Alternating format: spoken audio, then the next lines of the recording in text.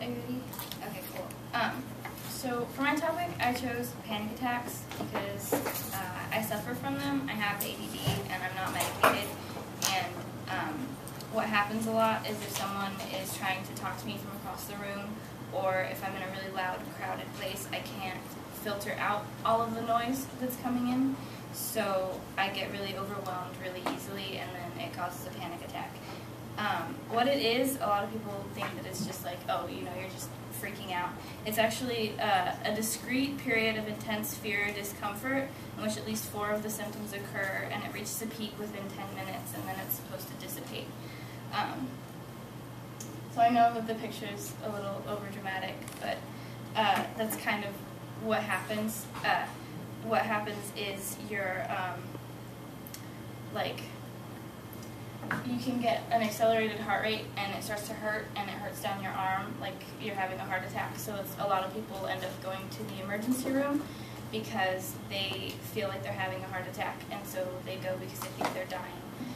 You get this uncontrollable fear. It's the fight or flight reflex where the endorphins are pumped into your brain and you just kind of want to run away. And a lot of times it happens when I'm in a crowded place, so I can't run if I'm in the classroom and if, you know, everyone's being really loud and I'm trying to focus on one person talking, then I get really overwhelmed and I have to like focus and like kind of box myself in, I guess. It's hard to explain. But so you can feel like choking, like it's basically like hyperventilating, and like you can't control your body and you shake and like you just want to like tense up or run away.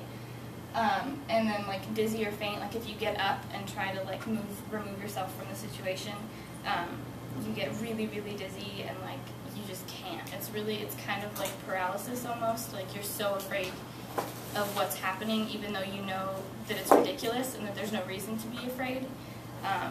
So it's kind of frightening, it's really frightening. And then the causes, it's actually known to be genetic.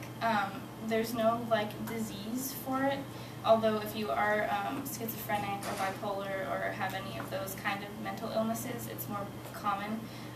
A lot of people associate it with agoraphobia, which is actually not the fear of open places, it's the fear of something bad happening to you and you can't control it. So a lot of people end up staying inside because they're in a controlled environment.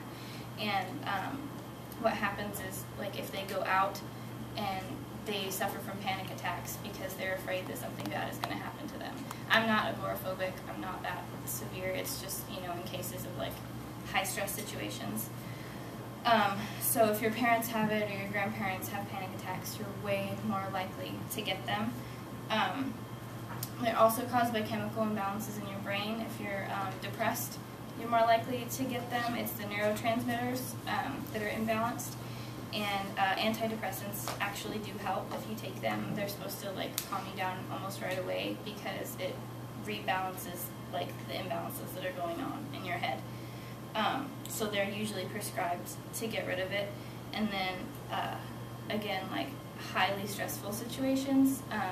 If you're at work or if you're, you know, under a lot of stress, it can come on really suddenly, and you don't even have to have you don't have to have ADD, you don't have to be schizophrenic.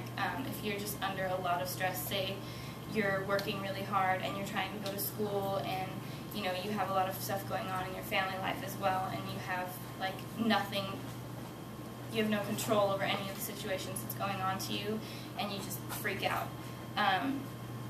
Like, I was going to the farmer's market in San Luis Obispo. I don't know if any of you guys know that, but I was there and I got overwhelmed and I wanted to leave, so I was driving. My boyfriend at the time couldn't drive, so we got onto the freeway and we started driving, and this car cut me off, and it was just kind of like an overload, so I tried to like slow down and calm down, and then another car cut me off again, and I had to pull off in Napomo and basically just calm down because I could feel it coming on. And it's the most frightening thing on the planet, to be driving and to be having a panic attack or to feel it coming on, because you know as soon as it hits, like as soon as it peaks, you're out of control and like you can't drive, you can't focus, you can't do anything.